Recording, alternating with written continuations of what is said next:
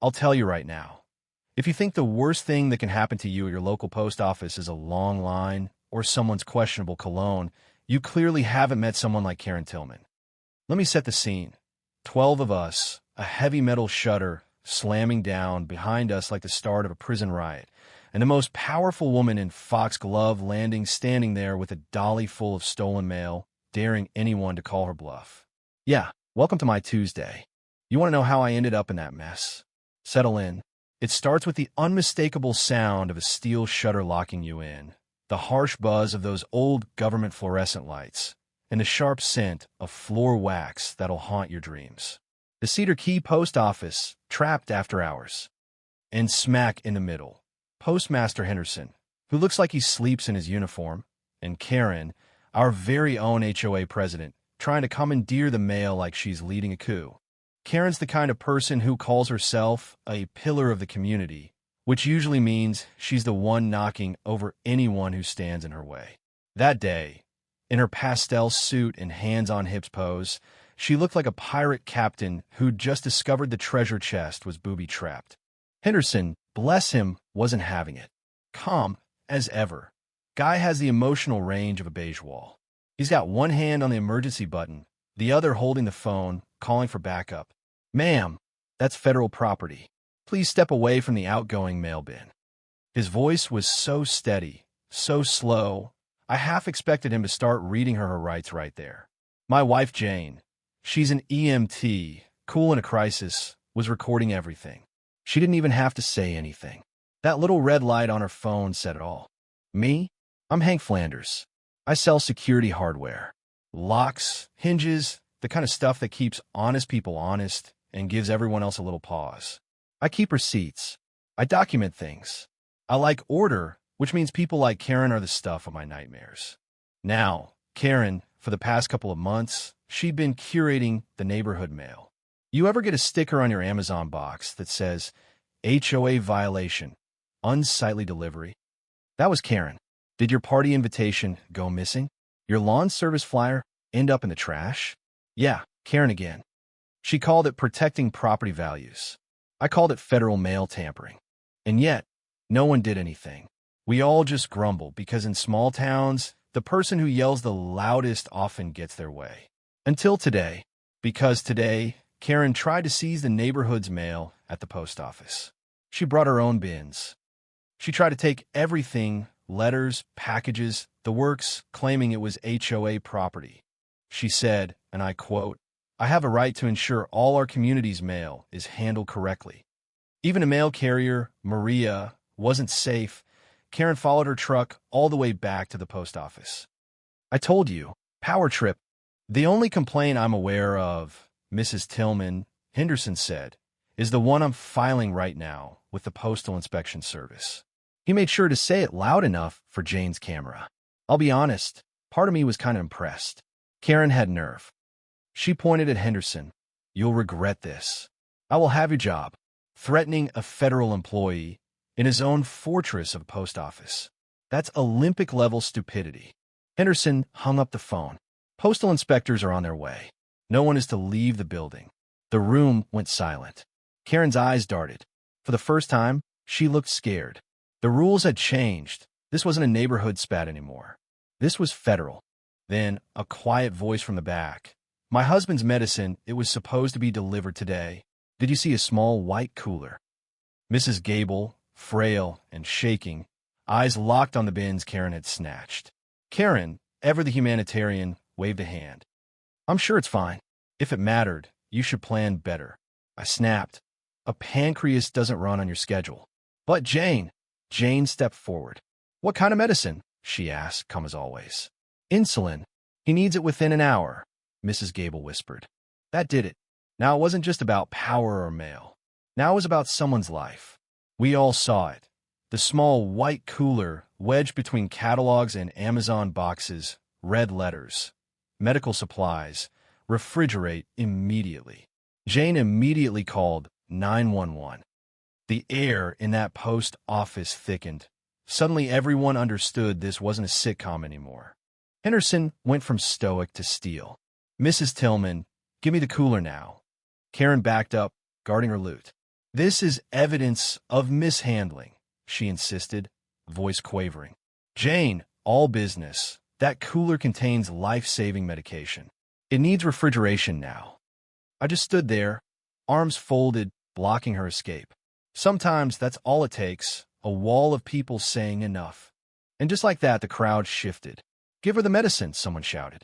Karen glanced around, realizing her audience had turned. I saw a flicker. Maybe shame? Maybe not. It's just a box. Rules are rules. Mine, she snapped. I leaned in, voice low. Eventually isn't good enough. The clock is ticking, Karen. The title, the office, none of that meant anything anymore. She was just Karen, holding someone's health hostage for control. Henderson, the cooler now, or things get much, much worse for you.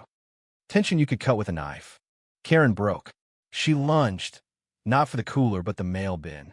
She tried to make a run for it, slamming her dolly into Leo, a 19-year-old clerk, knocking him into the wall of P.O. boxes. Assault on a federal employee. Now he crossed from stupid to felony. Jane checked on Leo. Karen tried to grab the outgoing mail.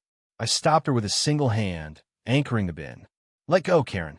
She was shaking, almost feral, clutching the bin like it was a life raft. Mail spilled across the floor, bills, birthday cards, chaos. Henderson, phone out, camera rolling. The evidence pile growing by the second. And then, sirens, faint but getting closer. Karen's shoulders slumped. The fight left her all at once. The door opened. In walked two postal inspectors, navy jackets, calm as sharks, circling a wounded seal. They took it all in, the mail, the mess, the faces. Inspector Davies, ma'am, you're under arrest for mail interference and assault. Karen's face crumpled, arrogance replaced by the shock of someone who just realized the ground beneath them is quicksand. The handcuffs clicked shut. A perfect hard full stop to her story. Now here's where it gets real, the twist. Inspector Rohr, the woman inspector, started digging through Karen's evidence. She found a bundle of forged mail hold requests with signatures from a fake HOA board. They weren't just tampering with mail. They were orchestrating a scheme to freeze deliveries for the whole neighborhood, forging documents, intercepting whatever mail they wanted. Why? What could possibly be in those letters worth risking prison? A few days later, the investigation picked up steam. Karen was out on bail, but forbidden from going near any USPS property, including the mail kiosk she'd once ruled over like a queen. Jane and I turned over our evidence, every video, every sticker, every threatening note Karen had ever sent. Inspector Rohr took it all. That's when the bigger plot unraveled. That secret mail hold? It was tied to a fake P.O. box, rented 6 months earlier by Arthur Pendleton, a person who didn't exist.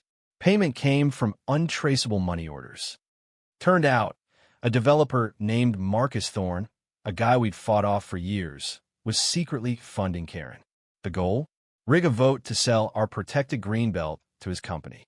Mail tampering, forgeries, bribes, all to quietly flip the land under us, while she intercepted the ballots, legal notices, and any opposition flyers. It wasn't about ugly mailboxes.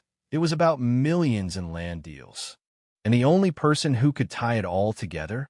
Arthur Williams, our HOA secretary. Quiet, scared, but with a conscience. Jane and I brought him to a coffee shop. Gently, we showed him the evidence, told him the feds were already involved. Arthur broke down. He handed over the real ledger and a secret audio recording of Karen soliciting a bribe from Thorne. He'd kept it, scared for his own skin, but he handed it over. Jane pieced together the full case. Footage of the post office meltdown, financial records, the bribe audio, fake invoices, even a moment Karen forged the mail hold. We didn't want gossip. We wanted a full accounting for everyone to see. The HOA annual meeting was a showdown.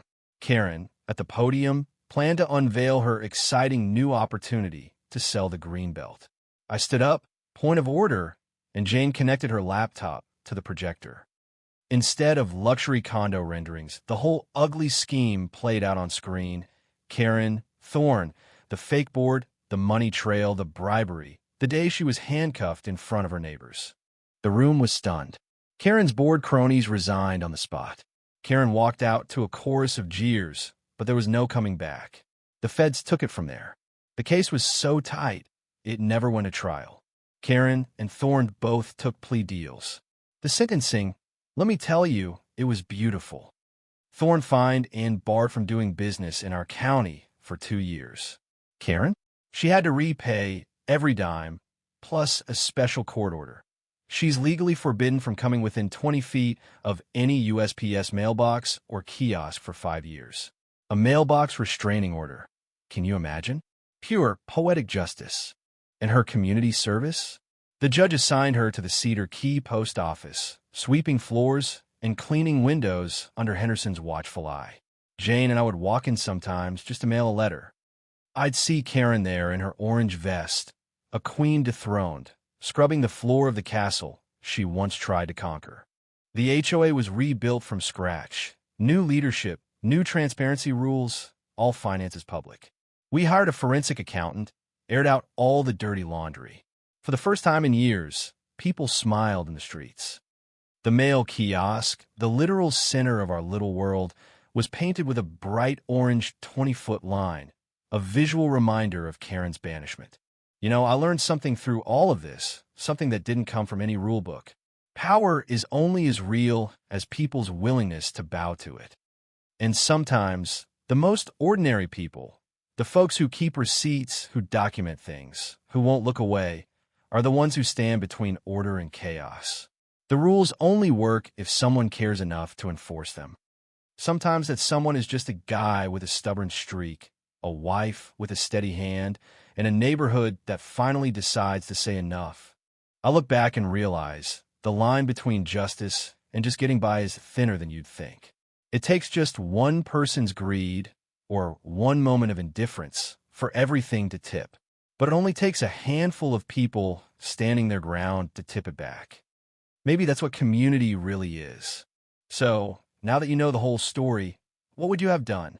If someone in your neighborhood tried to pull a power play like Karen, would you fight back, or would you let it slide, hoping someone else would step up? And where's the line between holding power and abusing it? Let me know your thoughts below. Share your own HOA horror stories, your own moments of justice, or just what you think is right and wrong when it comes to the people who claim to speak for us. Because at the end of the day, maybe the best we can do is keep each other honest and never, ever mess with the mail.